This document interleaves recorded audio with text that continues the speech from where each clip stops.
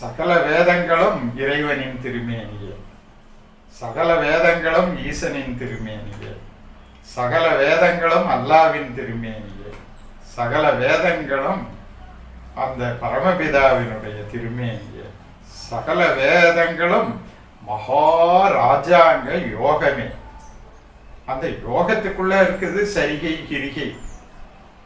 அந்த சரிகை, அந்த வேதத்துக்குள்ள போய் சரிகையை கைப்பற்றினால் கிரிகை உடனே நம்ம கிரிகை வலம் வரலாம். அப்ப அது யோகத்தை கொடுத்து அந்த ஞான வீட்டில் நம்மை அதுவாக அமர்த்திவிடும். இது அடியனுடைய அனுபவம். அனுபவத்தை இந்த வேதத்தை படித்து அதை பழகி அதில் வாழ்ந்து அந்த வாசகத்தில் இருந்து பேசுகிறேன்.